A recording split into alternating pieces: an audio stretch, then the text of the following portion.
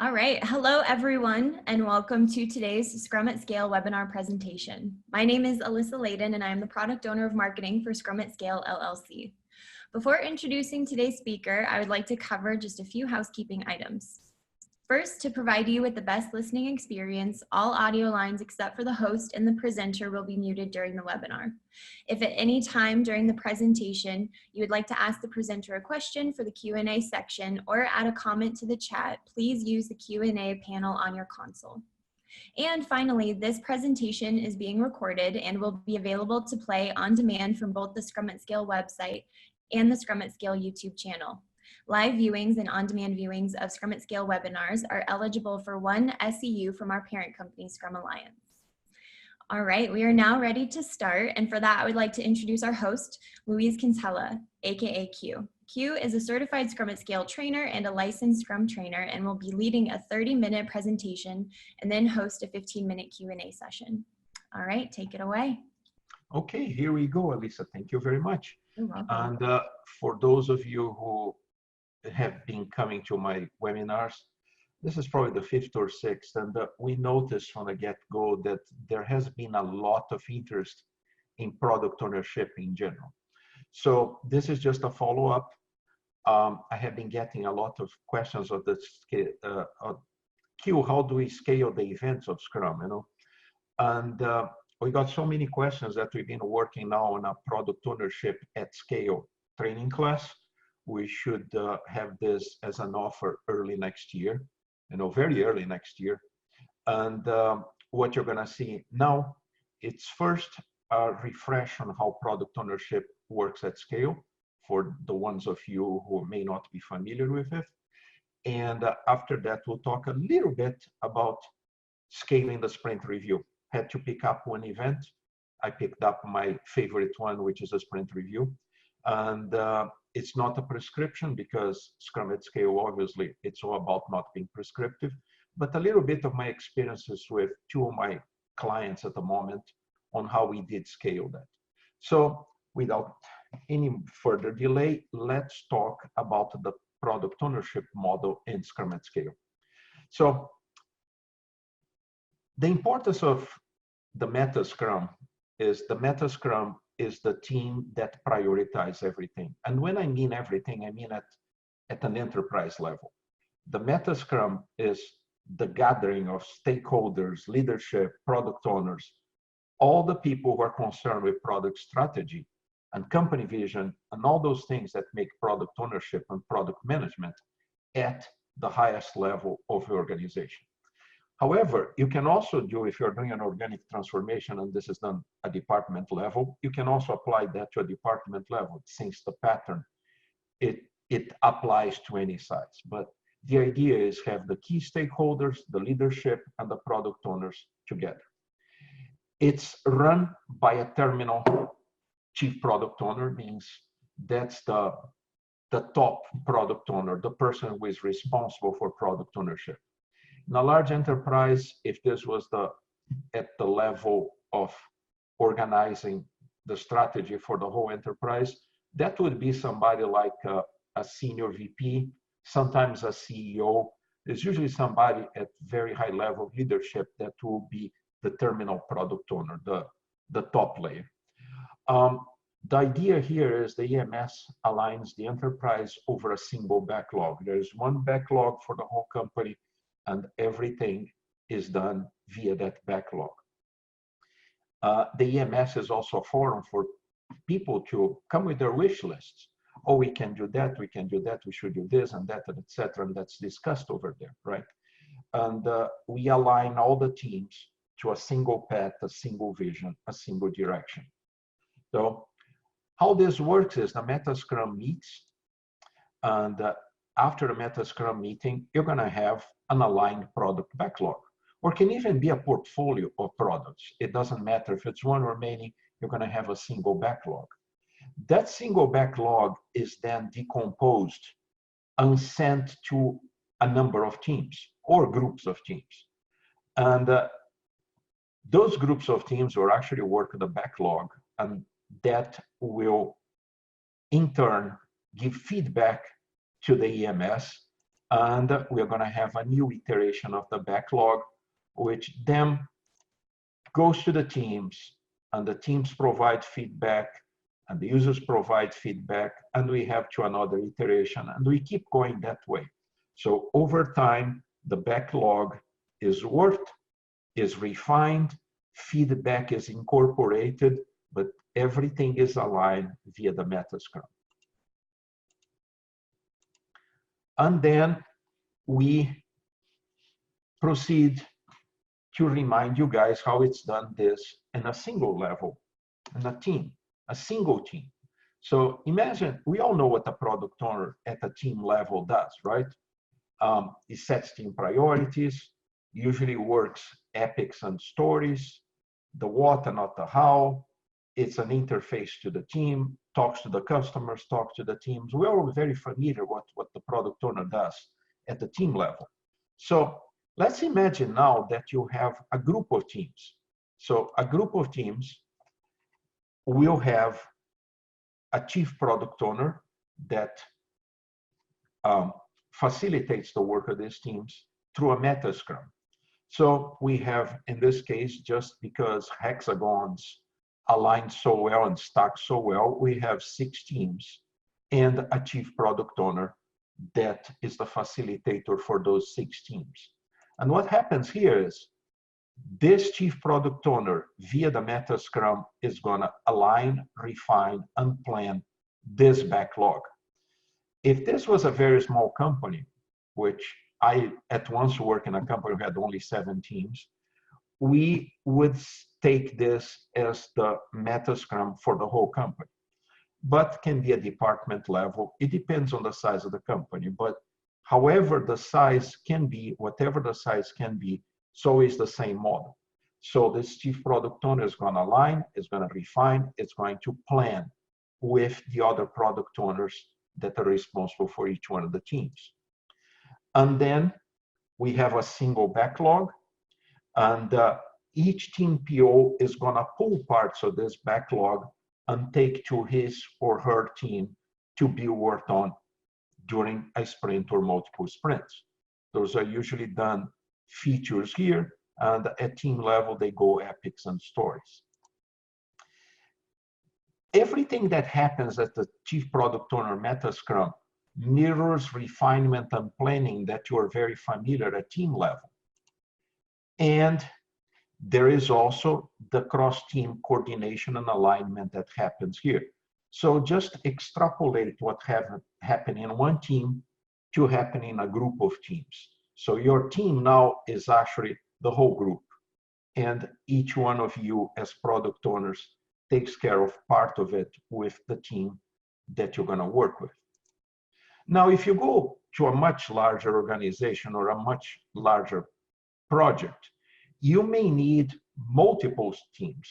And we all know it's not very efficient to have groups of teams that have like 20, 25 teams, 14, 18. Those are not very easy to synchronize because there's a lot of communication lines. So what we end up doing in case like this is we may group 2 teams.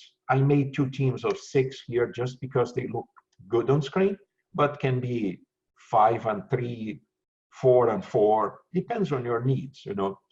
And notice now that before we have just the chief product owner and a group of teams, which also now have 2 groups of teams, and we have a chief product owner. I recommend use a different name. That's the default name we use in the Scrum guide. It's not one of my favorite names because every time I type this, Word for Windows tells me that I have a repeated word. But the idea is this person here, the chief product owner or C2PO, it's gonna coordinate the work amongst 2 different groups of product owners. And same thing remains true. It aligns, decomposes, and refines on the C2PO meta scrum. Same mirror refinement and planning. But now we are talking more about value streams and features.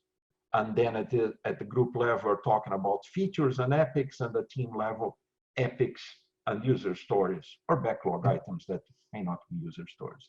So that's how we weave things together. And you can repeat this pattern. I could have another 2 groups of teams here, and I would have 4 groups all facilitated with the chief product owner. Now, if you have a very large organization, you may actually have groups of teams. Some things like this, where you have 2 teams here, 2 groups of teams coordinated with a C2PO, and we have another 2 groups here. Maybe this is 1 product to the left, 1 product to the right, and this all are being coordinated by the executive meta Scrum, which would be the leadership level of that organization. And same story, is usually a CEO and an SVP here. It's normal to have a financial person there, because one of the things that is done here strategy level is, does it make sense to actually invest all the money in developing a product if you're not going to have a good ROI? Same thing, single backlog from the meta Scrum goes to the chief product owner on each one of the groups, then goes to the chief product owner, and then eventually for the teams.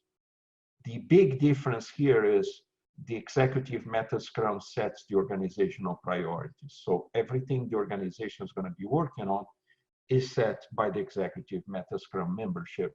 And each product owner has influence over a certain area. So that's basically the simplest and very quick explanation how Scrum at Scale scales product ownership. You can also see this in another light by this graphic here. When we have from product owner to executive meta Scrum, you're thinking about this. A team product owner has influence over a team. A chief product owner has influence of a group of teams and is the facilitator for a group of product owners. A chief product owner has influence of groups of teams, and you apply the same thing to the executive meta Scrum, where's the terminal chief product owner is in there. So you go from 1 team to a group of teams, to groups of teams, and multiple groups of teams. You scale this very organically on a very fractal fashion, and it's actually very easy to understand and visualize. So at the highest level of the organization, the EMS, single backlog for the whole organization, and that cascades down all the way to the team level. It's not a hierarchy, it's just areas of influence of each product owner, and the chief product owners are there to act as facilitators and have consensus, coordination, and alignment between all the teams. Now, scaling the sprint review. And I picked up as this one as the first one for a single reason. It's my favorite event as far as product ownership goes. And for a good reason. The sprint review, as we know, is the main mechanism where you get feedback from users and stakeholders. So I'm just going to talk a little bit about the team level sprint review and then go to the scaling. Now, one thing I always point in all my demos and presentations and talks is, if you can't Scrum, you can't scale. So if you don't get the basics right at team level, it's going to be very challenging. I would say, actually, it's likely to be a little bit of a disaster if you try to scale things that are not properly working at team level. So can't Scrum, can't scale. You have to get Scrum right in order to scale it. So we all know, or should know, and should practice what a sprint review at team level happens, right? Development team goes there and show the work they did. The product owner is going to discuss what got done, what didn't get done, and why, and etc. Did we meet the sprint goal? Yes or no, and why not? The Scrum Master is there to make sure that event takes place. There is a time box so the thing doesn't run for hours. And the idea is the stakeholders and or users go there to provide feedback on the work that's done. And it's very common. Stakeholders and product and users sometimes don't like something, and the developers get a bit, oh, but I thought this was great.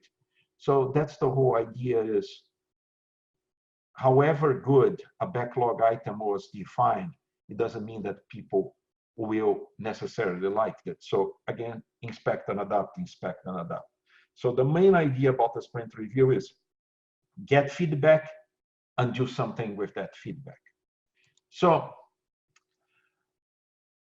your role as a product owner is make sure that the right people show up. Very common that sprint reviews are not done properly, and then stakeholders tend to disengage and you lose the feedback. Another thing that goes on, we all know, is, hey, what got done, what didn't get done. Then when we get that feedback, as a product owner, we need to gather, filter, and prioritize all that feedback. And at the end of the sprint review, we should do a quick summary of what we heard and announce the next event. We all know this. We all done this. Hopefully, we all are very familiar with this. So how do we scale this? Again, like I said in the beginning, it's important to notice that Scrum at Scale does not prescribe things. What you're going to see next is some of my approaches and experiences with two clients I have been working this year, one in Europe, one in the States, and what we actually learned from doing that, from going from a team level sprint review to a group level sprint review. So obviously, we got rid of the sprint review at team level, and we made it a group level sprint review. We avoid the sprint review being very long, heavy, because if we have 10, 14, 15 teams, I've seen some of those reviews run for a few hours, and it's really hard for a stakeholder to be there for multiple hours and actually pay attention, if they show up at all. We changed the way we did the demos to be very business focused, which when it was done at team level, there was a little bit of development centric things going on, which is not correct, but it tends to happen a little bit. We also made sure that the demo was pilotable, meaning we had laptops at the back of the room where people could actually go and play with it, and somebody from the development team would be next to them taking notes. Great feedback mechanism. And we were more concerned about discussing whether or not the outcomes and the goals of the sprint were met than actually bothering with the output. People tend to concentrate too much on the output, and that may not be the outcome that the stakeholders and users are waiting for. So what we did is, at the group level, we have a chief PO that facilitates the sprint review for that group.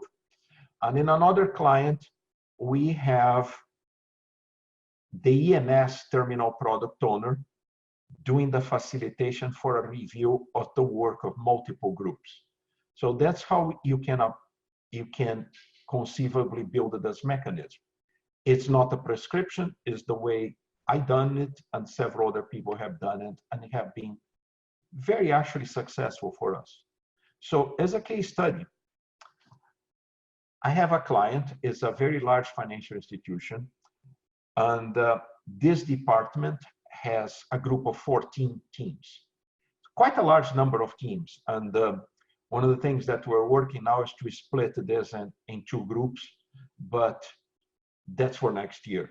Right now, about 2 sprints ago, they had given each team 20 minutes to do a demo. So you multiply this times 14, this goes on for a while, right?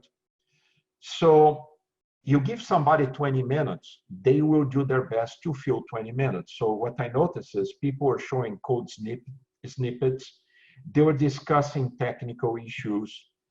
The demos were done from the laptop of some developer. The stakeholders had no interaction with the demo. Okay, I'm seeing this, but I can't use it. Is it really done? So there are lots of perception issues there besides being long, right? Another thing we noticed is one team would come to the room, do their demo and leave. They had no idea what the other 13 teams were doing because they left.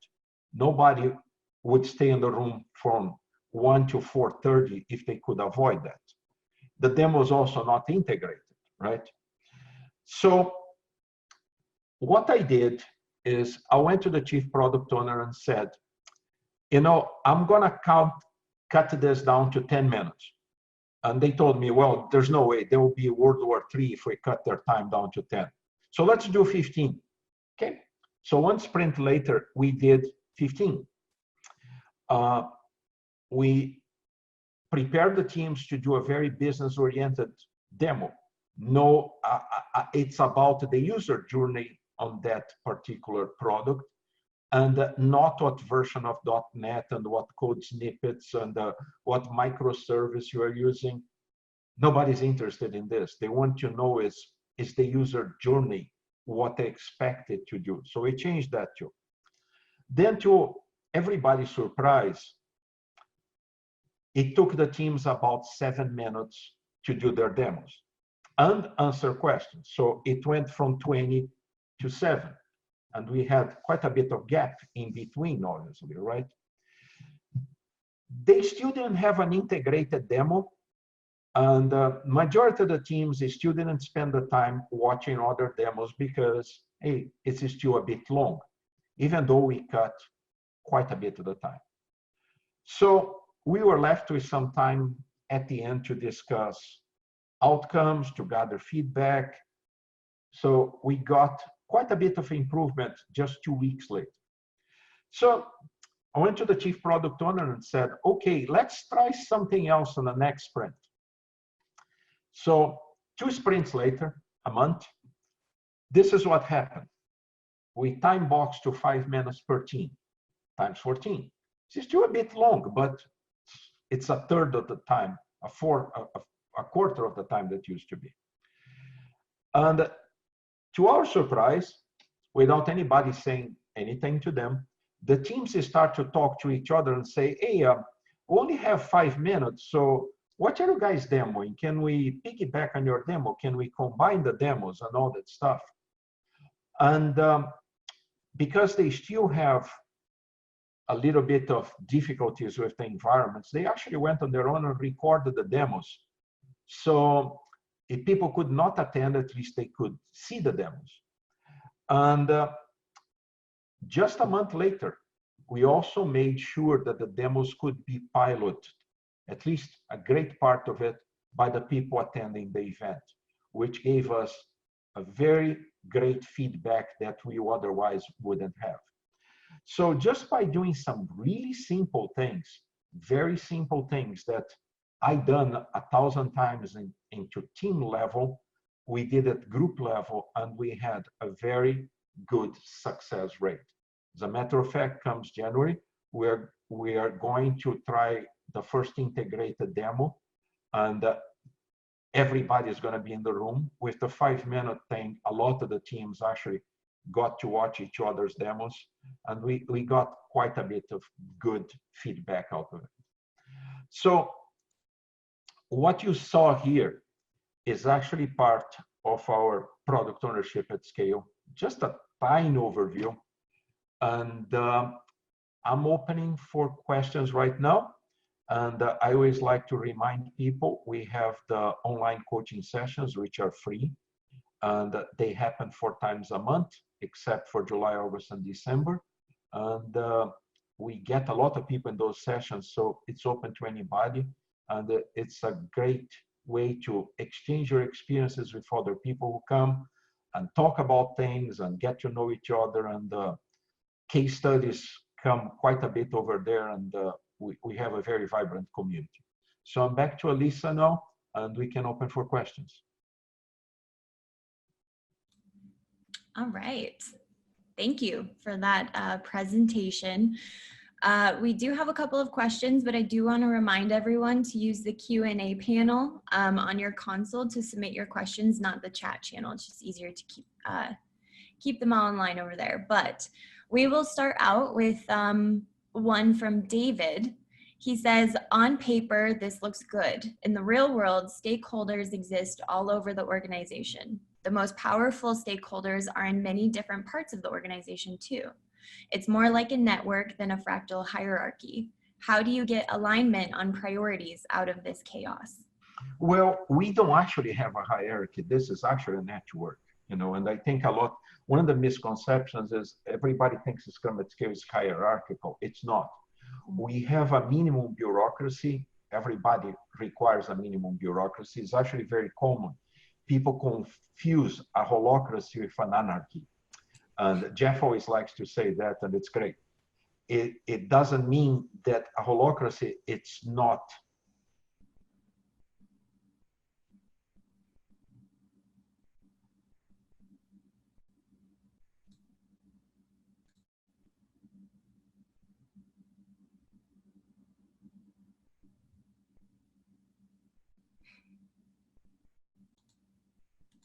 Stakeholders' wishes via the meta scrum at department level, and then those wishes are then relayed to the executive meta scrum at the highest level of the organization.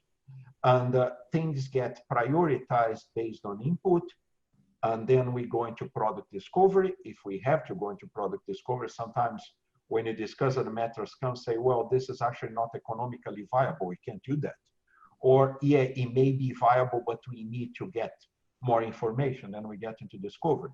And the product discovery, it's contrary to a lot of people think, it's not a pipeline. It's more a filter. Not all ideas will make into the teams or even into production.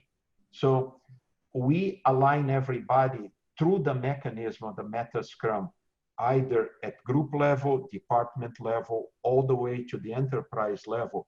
It's just the flow of wishes of stakeholders goes all the way up to be prioritized at enterprise level. And once something gets the get-go, then it can be handled at EMS, at the team, at the group level, or department level. It's a multiple groups. So we work exactly on the concept of a network. There's no hierarchy here. I actually don't like to call them chief product owners because the word chief implies hierarchical things. It works like a holacracy. It's just not an anarchy, which is a good differentiation I like to make. So we align all the wishes, first at the group level, then at department level, division level, whatever big the company is, goes all the way to the EMS, and then it's prioritized. And based on priorities, you're gonna get resources, people, and money to do it. So if your product is low on the priority, you may get less teams than you would like, or less resources than you would like. So that's how we normally do it. I done this so far this year, and it's almost the best year because we're almost in 2020. This year alone, I had 4 clients where this was implemented. There's 2 going on right now, one here in the States, one in Denmark, and it has been working for us. Like I said, it's my own experience, may not work for everybody, but that's one approach that we take. Awesome. Awesome. Perfect. All right. Another one from David. Can the customer or stakeholder run the demo instead of the developer? When you do it that way, the focus is on the business and the customer has to understand what's being from the beginning of the sprint, what's being worked on from the beginning of the sprint. Actually, I recommend, if at all possible, that developers don't do demos. Okay. And you are hearing from a guy who was a developer for quite a long time. Very few developers know how to demo from a user point of view or from a business point of view. It doesn't mean that they're all clueless, that's not true, but they just don't have the perspective of the user journey because they're not the user. They are somebody who may actually know a lot of what the user does, but they're not the user. So in my demos, normally the product owner does the demo, or somebody from the team that is really good at demoing. We have a few people like that. As a matter of fact, we have one developer from one of the teams here, the client in the States, that did the demo for 4 different teams. He's really good at demoing stuff. Wow. So I would have the person who is has the best knowledge of how a user would interact with the system do the demo. Maybe a developer, maybe a stakeholder, or maybe even an end user. But I still emphasize that you have to have the software in the state which would be done, that people can actually try it after the sprint review or during the sprint review, which is something we normally do. A few years ago, a senior VP told me, Q, this is not done. I said, what do you mean it's not done? He said, oh, it's not done. I said, why? Well, because I can't interact with it. It's running from the developer's machine. So you're telling me this is done? Well, it was done, which is just something we never thought about before. So we have to be very careful with perception. So yes, get somebody who demos it from the perspective of the business or the end user. Awesome. Perfect. All right. Continuing on demos, most of the time integrated demos take additional dependencies on teams and take a little extra effort within the sprint. How is it managed in a short duration? If you know about the dependencies, you actually should have included that in your sprint planning, right? Either you plan well in advance, which some people do, they plan for a few sprints, or doing the Scrum of Scrums every day, the Scale Daily Scrum will bring up the need from one team to say, hey, we're still waiting on you so we can have this demo at the end of the sprint. And that can be refreshed every day when the team reps meet at the Scale Daily Scrum for that Scrum of Scrums, for that group of teams. So you can either anticipate it when you do your sprint planning, or on a daily basis, you can scale this to the group of teams when the discussions take on tactical and operational things, the Scrum Master cycle, and bring that up. Now, the simplest way is just one team go talk to the other. I always say, go talk to people. Now, if you want to formalize it, it would do either in the Scale Daily Scrum or during planning. And that's a great question because that happens all the time. Awesome. Perfect. So an additional one, as an internal Agile coach for my organization, how do I encourage iterating and optimizing our events? In the example that you had shown, you changed quite a bit from the futures, or from the initial state into the current state, and you're adding all sorts of different changes. I'm curious how you would encourage the team to actually go and talk to each other and do things differently. Well, in my case, I work in this particular assignment as an enterprise coach. I seldom talk to teams, very, very seldom. I have actually 13 coaches there right now that work at team level. Wow. No, we're not a hierarchy. We all work together. We're on the same boat, and etc. It just happens that I talk more to leadership and I talk more to the teams. But what I did in my case is I talked to the product owners of the chief product owner for that group and all the product owners, and I said, guys, this thing is taking way too long. The bottom line is you can either, I would approach first the product owners and explain your reasoning why a couple things have to change. You don't need to be as radical as I was. Baby steps work just fine. I mean, you could take 4 sprints instead of 2. I would start first time boxing people, because demos that are very long have a reason to be long. I notice if you give them 20 minutes, they're going to try to fill the 20 minutes. And sometimes they have a 2-minute demo, but they feel compelled to fill the 20 minutes. So they're going to get into technical discussions and etc. So I would start with the product owners. If you are a team coach, still start with the product owner and then try to bring some developer that you think it's better at demoing, has a bit more business sense, has a more empathy with the users and etc. So small steps, you know, John Kotter book, if you haven't read Our Iceberg is Melting, I love that book. It's a great way of showing as a fable how you can do small little things. You don't need to do it in 2 sprints. I had a lot of buy-in of people to do that as quickly as possible because nobody could sit on a 4.5-hour review anymore. But your case may be different than mine, but still take small steps. But I would start with the product owner first and explain the benefits. And then you, the product owner and the Scrum Master, can approach the developers and the team members, whoever's in the team, and explain the benefits. If you come with the mentality that an experiment is what Scrum is all about, I think people sign into it. That's been my experience.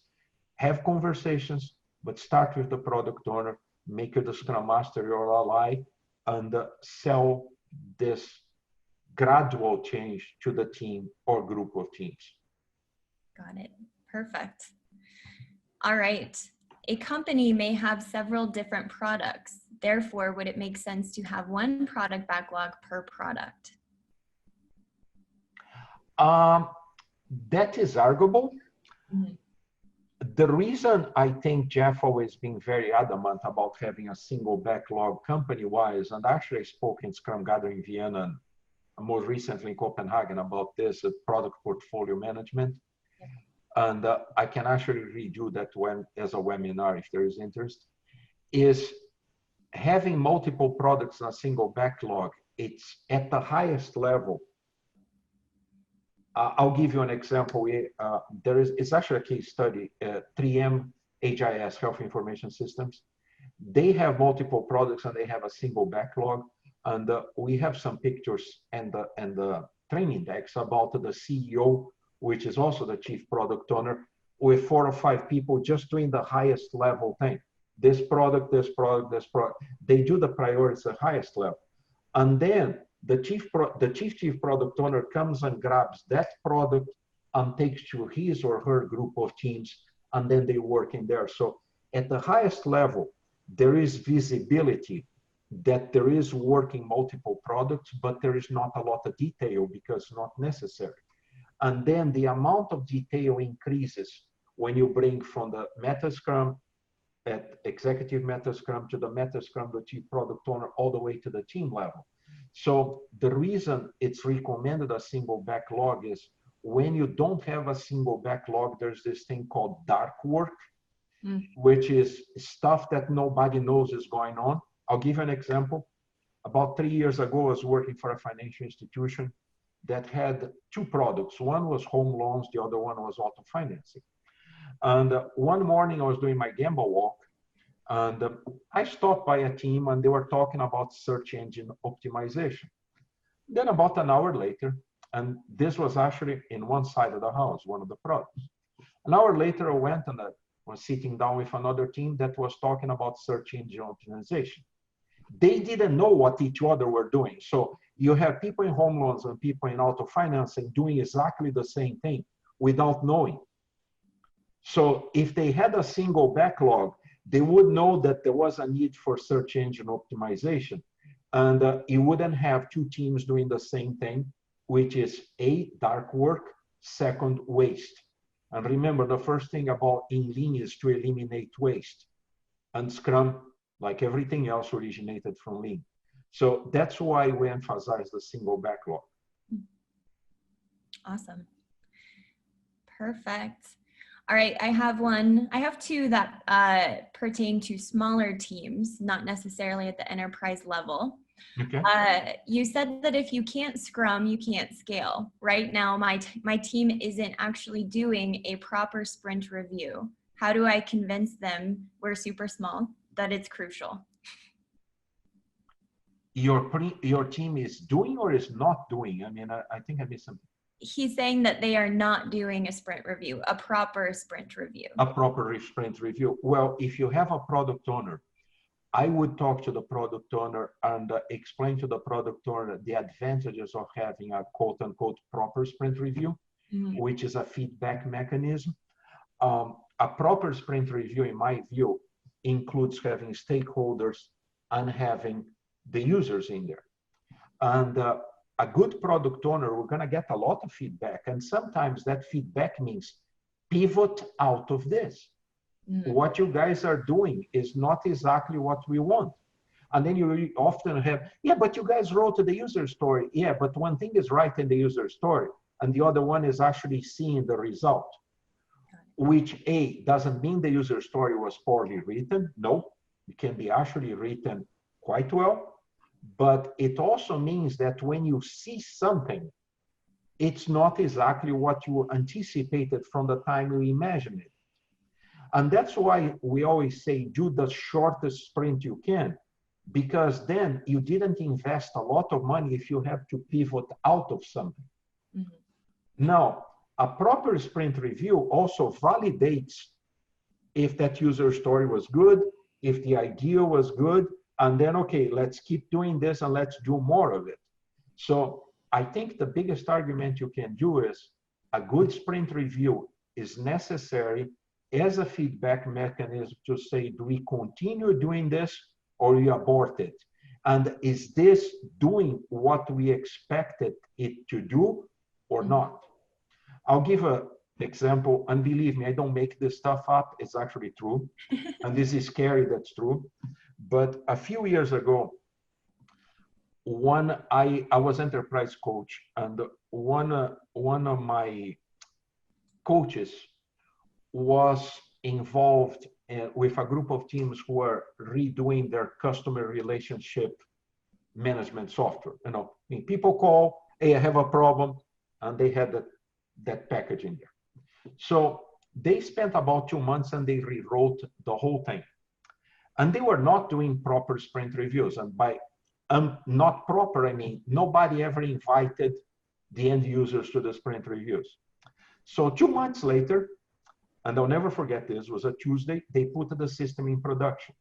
And we had this whole floor of people taking phone calls. If you want to know what World War III would look like, is what happened when the system went live and nobody told them anything about it. Oh, no. They never seen it because there was not a proper sprint review. So you can always make a case that sprint reviews exist as a feedback mechanism. Scrum is based on inspect and adapt. If you do a proper retrospective, the team gets better and better and better. If you don't get better. If you do a proper sprint review, you don't continue down the path of something that nobody's gonna use, but you don't know about it because you didn't gather this feedback. So I would convince the product owner, and your Scrum Master should be able to help you with that. We have this feedback mechanism for a reason. So that's what I can say. Awesome. It's a great answer. An additional one, and this is something that I believe smaller teams, this is from the same user, can you categorize product owners as a team member and what impediments come from that?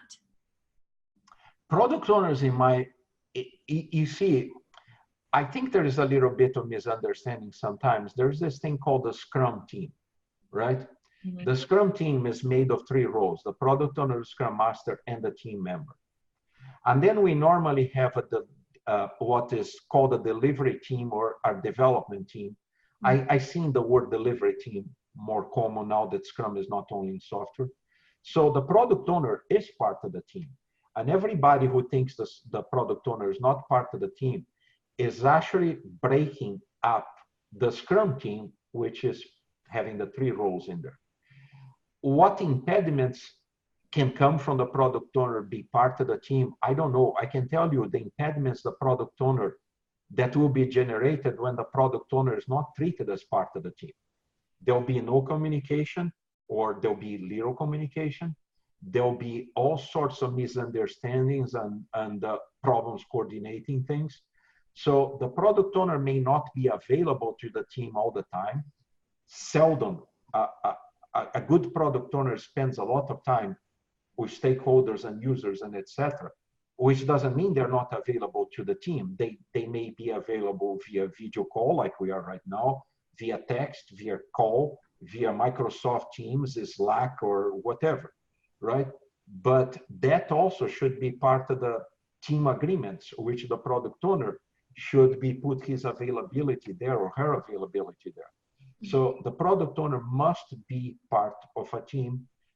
They may not be available as often as you would like, but that also should be described in the team agreement, so you don't get, well, I called you Tuesday and you replied me on Friday.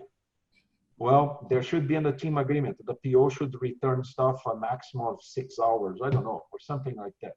You have to set up expectations.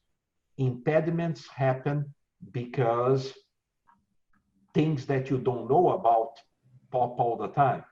And as part of resolving the impediment as quickly as possible, and I always mention, remember, decision delay of 5 hours or more has only 18% success rate. So doing everything you can for the product owner to participate or having an expectation when the product owner is available is part of reducing the number of impediments, or at least the amount of time that takes to remove an impediment. Yep. Awesome. All right. I will note that we are at the end of our time box, but we do have a couple of more questions. So Q, if it's okay with you, do you want to spend 5 minutes or so answering? Yeah, go ahead. Go ahead. All right. Awesome. So this one is about tools specifically. Do tools like Jira support breaking down multiple product backlogs from a single master product backlog? You are talking to a guy who is not a tool person. I don't know Jira that well. I know version 1 you can do that.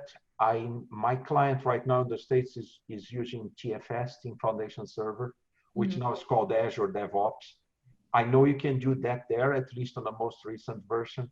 Yep. Unfortunately, I am not a Jira person, and I can't help you on that one.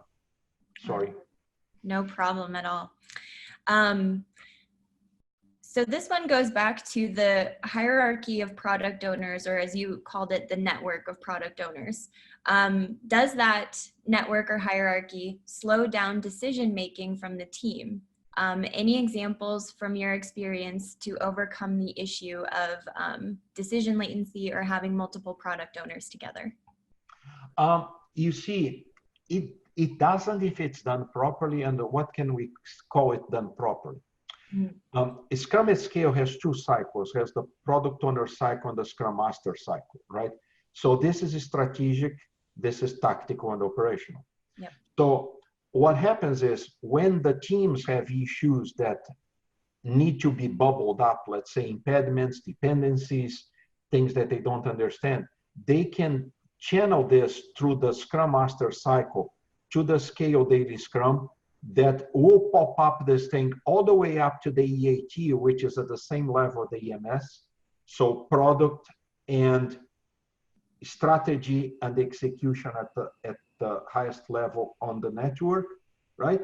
Yep. And they can be then channeled down through the appropriate person in the product owner organization.